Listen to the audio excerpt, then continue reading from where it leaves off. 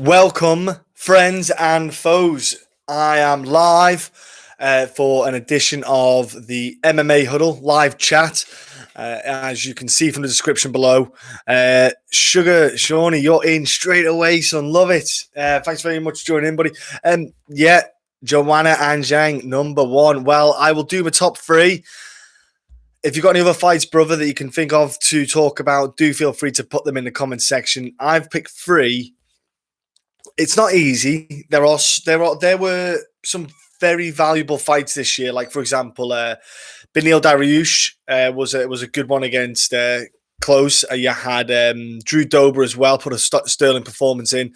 But that for tonight, I'm doing the fights itself. I will look to do a submission top three and a what's the other one? Knockout as well. So I'll do that during the week because the reason is, as we all know, there's this lockdown going on in the world and there's no MMA, there's no fighting going on. So I thought, let's try and perk everyone's mood up. Let's talk fighting. We've had fights. We've had lots of fights this year. So I want you all to join in the conversation. I want you to be part of the community and the MMA Huddle. That is, it is a journey with us all to just enjoy the sport and embrace it. So please hit the like and the subscribe button if you haven't already tuned in to join ourselves as a podcast. Did you pick Felder versus Hooker? I may have picked Felder versus Hooker. That might be in my top three. We'll have to find out. I'll tell you, I'll probably surprise people with some with my number three pick. I was to and fro, but there's reasons why the picks are there. So, like I say, give us your top three, folks. If you've got a top three that you can think off the top of your head that were the best three fights so far this year for you in the UFC. I've only covered the UFC because I could always look to do a top three Cage Warriors or, some other promotions out there in the world and try and maybe put them all together like Titan FC, KSW, going a little bit blank. Fight Night Global or Lemlot, even One FC. So I could even throw them bad boys in. But you could probably guess the top two. So Sugar Shani has gone with JJ and Zhang in number one, Hooker Felder number two, and Mustafa versus Riddle number three. So yeah, that was a great fight as well. I actually had Mustafa in my early prediction form to win because Mustafa was an absolute savage. But it was a great matchup. It was a great fun fight to watch. I'm enjoying a cup of tea. I hope you're all staying safe. I hope all your loved ones are safe and sound as well. That is the first thing. And for me, the most important thing, that everyone's safe and sound. I hope you all are looking after each other. Let's remember, we are one. We are one race. Let's not be assholes about it, eh? Let's not be assholes about it. Let's all join in together. So, yeah, I'm going to jump in with my first pick of my top three. Like I said below, give me your pick on who you saw as the top three fights for the year so far, because we don't know when we're going to get any fights again. So it's kind of like a quarter of the year done. I'm going to jump in. My number three spot is Andre Philly and Sadiq Yusuff. I'm not sure what everyone thought of that fight or how many people remember the fight. I really enjoyed the fight for a couple of layers, really. I thought Andre Philly was on a resurgence. He got his form back. He was performing well previously. Before that, he showed a lot of skill sets that really put him out to be one of the top guys in the division. Really, because Andre Philly was always a guy who was always just falling short on performances. Sometimes you felt maybe his head wasn't in the fight game properly. Ben, join in there, buddy. Let's have a look. So JJ Zhang 1, yeah. Hooker Felder 2, Figueiredo Benavidez 3. Like it. That was a cracking championship matchup. Well, 27.5 pound championship matchup. But yeah, so my first one is number 3 is Philly and Yusuff. I thought Yusuff had had a chance here to really kind of put his status down as an up and comer. A really kind of hot top prospect in the division with a guy like Philly who's been around the block. Philly's fought some of the top guys around, and it was a really good test for both parties. You had obviously the height difference as well. How would Yusuff kind of handle that? How would Philly maybe use that as an advantage? And to be fair, Yusuff landed a lot more strikes. Absolutely cracking fights, cracking shots And I think he landed something like over 70. I think it was 70 shots, 73 strikes landed, which is not bad at all. Significant strikes, total strikes was something like 90. But then you had Andre Philly, who got the takedowns in. You know, he had like 7 attempts, 3 takedowns landed. You had Yusuf, though, with the sub attempts and the reversal. So it was just a great battle because you got to really see Yusuf tested. You got to see what he was made out of in that fight, because Andre Philly doesn't really give that much of a push over the fighters. He's always such a tough character, comes from a great camp. He's got great people around him. So I really enjoyed the Andre Philly and Yusuf fight. It's one of those ones that I think really put Yusuf on the map this year. He's got a great opportunity now to really put himself up there as one of the top contenders for prospect for 2021 to be in a shout of a title, and especially with the Usman being a champ and the African kind of theme going on where they want to hold an event there. He's a great guy to put there on your kind of poster for it. He's like one of the poster boys for that, to kind of say, look, get us in there. Let's get an African card sorted out, and hopefully they'll get something arranged. The UFC. I'd love to see them go to one of these African countries that, you know, they've not touched on yet. I don't know which one would be more suitable or which one would be more plausible, but I'd love to see something like that. So Sadiq Yusuf, Andre Philly is my number 3 pick for top 3 fights of the year so far. Ollie Green was low-key crazy for what it was. Yeah, because Green's one of those guys who he's not going to be any good on the ground. He's pure kickboxing is his cup of tea. And we know what Ollie wants to do. Ollie just wants to get you to the ground, but he'll go for the submission from the ground, from standing, to pull you down. So he is a violent little man. But yeah, so that's my number 3 pick. I hope you all think Andre Philly and Sadiq Yusuf was a fight worthy of watching. He is an old Russian battleship. He doesn't stop, does he? And he's still going, and he's still going strong. He's an absolute unit of a man. He's very smart. He's very effective in the movement and energy that he uses, and he doesn't take, and he knows the right time to kind of go to the ground to stop taking too much damage. So that's my number 3 pick. Number 2, I think you won't be surprised with this. Yeah, I've gone with Dan Hooker and Paul Felder. I think it was a fight worthy of anyone talking about and anyone kind of acknowledging. Really, it was a war. It was an absolute battle of 2 men just putting it all out there. Absolutely fantastic matchup. I love the fact that these 2 got matched up together. It was from start to finish. You knew Paul Felder, what he brings to the table. And Dan Hooker, I had really big question marks over the performance he had with Barboza, because I thought, well, Barboza can pick you apart and dissect you. And Paul Felder, if he tried to, he could possibly do that as well and implement that. I'm sure Dan Hooker had a bit of momentum with the fact that he was at home. Huge crowd, atmosphere was there. And there was a slight bit of animosity with Dan Hooker towards Paul Felder, because Felder tried to have a bit of a joke. So, but at the same time, when you're throwing so many shots at each other, Felder got 119 strikes landed and 133 for Dan Hooker, which is nothing. Yeah, I know it was very tough to score that fight. I agree, Ben. It was a hard one. I watched it back again, just because I have a bit of time on your hands. You can watch some fights back for some of the fights back, and this one is definitely one to shoot back on the old UFC Fight Pass. I implore all of you, if you don't have UFC Fight Pass already, to just get it, because it's a good time to have it right now. But yeah, I probably maybe would now, on reflection, give it to Hooker. Give it to Hooker.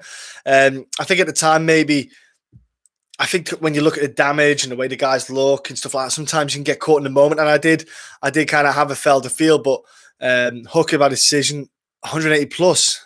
Woo! Dang, I did not know that, the UFC betting experience. That is nice. 180 plus. That's good odds, that.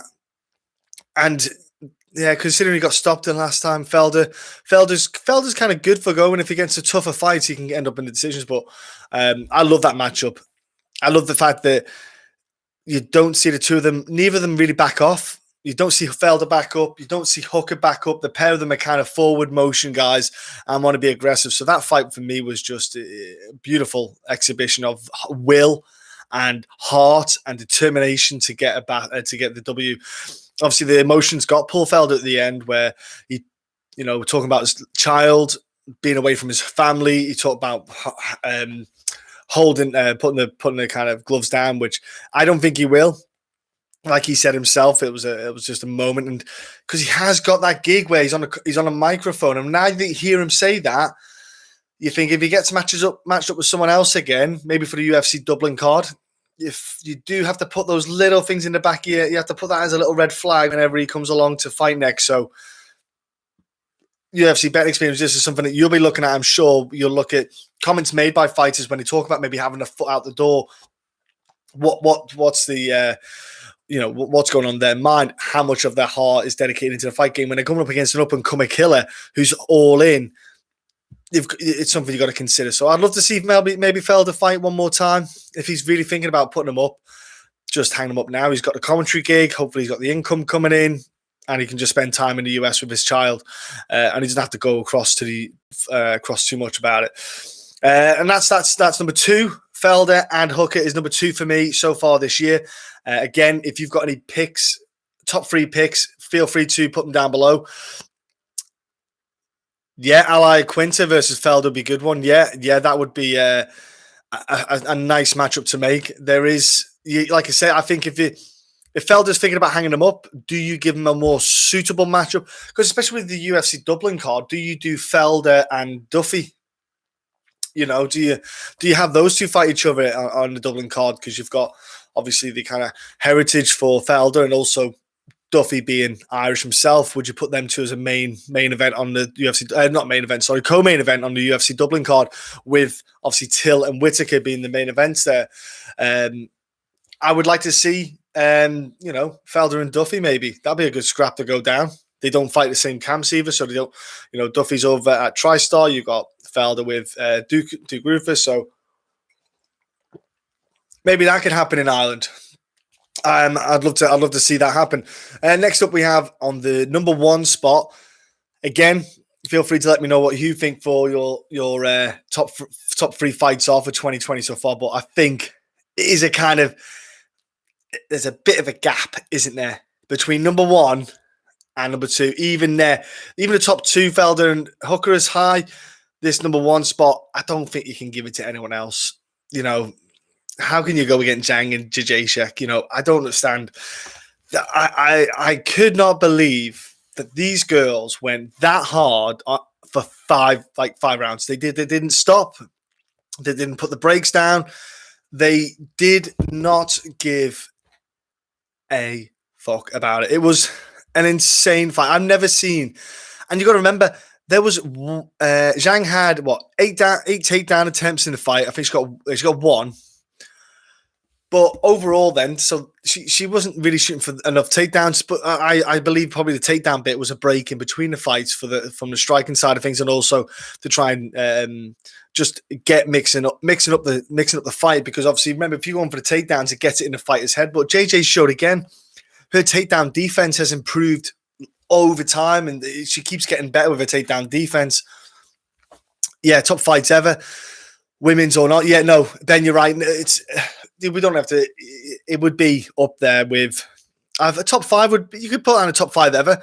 You got to look at the, even for me, I think maybe Jones and Gus is possibly there for number 1. I don't know what you think for Gus and Jones for the first ever fight. Zhang on round 4 was plus 160. Ooh, that would have been cheeky, wouldn't it? Ooh. Well, I picked Zhang. I thought she would hold the title in this fight. Yeah, and the pair of them, I think obviously the scoring side of things, people obviously felt JJ won, and she did land more strikes. Lawler and Rory is your number 1 ever, Ben. That's what I mean, because both fights have so much story to them. You look at the Lawler and Rory fight. Let's go back to that. There's moments in that fight where you just saw them pour out their soul. The break in the rounds when he spits the blood, he's got the lip cut open. Rory's face is just red raw, and Big John McCarthy's like, fuck this. Like, he does not want to be in there. He's like, yeah, just go back to your corners, please, and just You could see him drop his arse a little bit. And it just kept, it was just beautiful. And then the John Jones and Gus fight, the great thing about that was we finally saw this enigma, which was John Jones, that no one got close to. Suddenly, we just saw it was almost like a chink in the armor. We went, hang on a minute, is he beatable? John and Gus was just piling on. Gus was a huge underdog. Everyone pretty much wrote him off. And, Jones talked about maybe not having a full camp. He was on coke, he was this and that and the other. But at the same time, you've got to respect the man himself, which is Gus, who just brought that fight to him. You could watch it back 10 times. You could score it different. You could go to Jones, you can go to Gus, and Lawler and Rory. That was insane as well. Just, that's the kind of painting you want. If you're going to have a painting on your wall, a kind of mural of MMA, like the Anderson Silva front kick to Vitor's a beautiful picture. I think the Rory and Lawler standoff with the blood bit, that's kind of one. There's a handful out there, and that's just one of those images that stick in your mind. The kind of John Jones elbow on Gus, which changed the whole parameter of that fight. But going back to my number one pick for this year, 2020, is Zhang and JJ. Man, they were just literally punching and kicking lumps out of each other.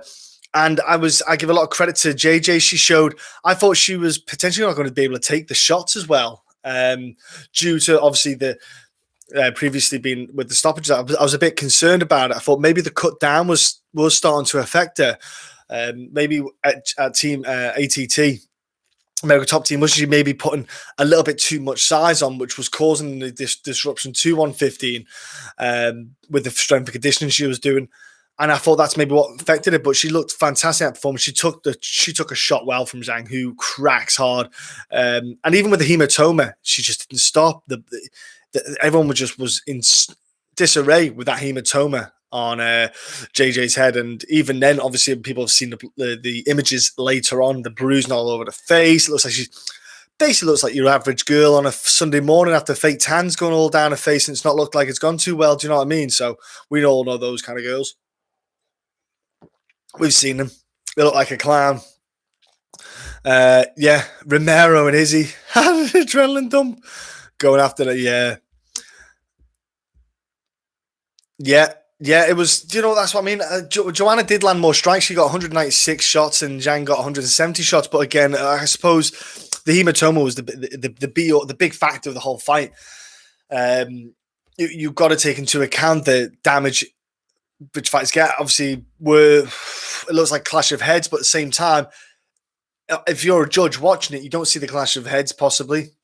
So you don't know that's coming from there. It looks like damage from the opponent's strikes. So the damage looks more. So you score that greater than, for example, when JJ throws her shots. And so either way, I don't think anyone would be aggrieved to a rematch with these two. It would be a stellar rematch to have. I don't mind either one of them girls winning that fight.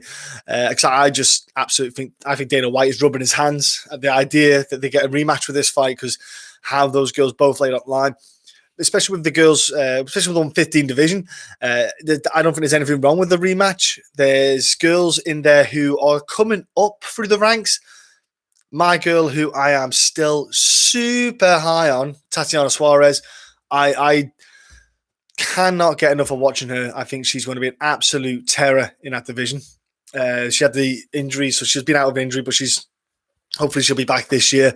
I think she's absolutely well in with a shot at getting a title shot there next year. But yeah, so I'll go with Zhang, and JJ is my top fights. Suarez, yeah, she is and her top control is so good and so heavy.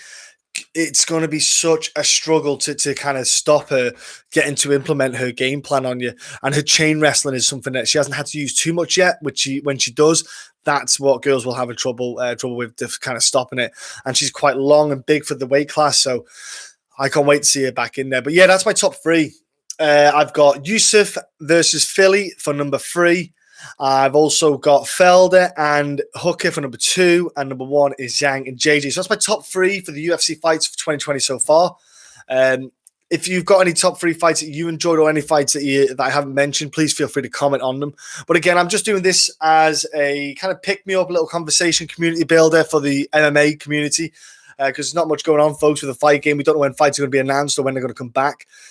So I just thought I'd get us all in there, get us all talking fight game, and I'll be back tomorrow. I'll do subs. I'll do top 3 subs. All right, I'll do that tomorrow, and then the next time I'll do top 3 knockouts. So again, I hope you all join me tomorrow. I'll try and do the same time tomorrow as well, about to kind of balance with the US and the UK. But join me then, and stay safe. Love one another. I love you all.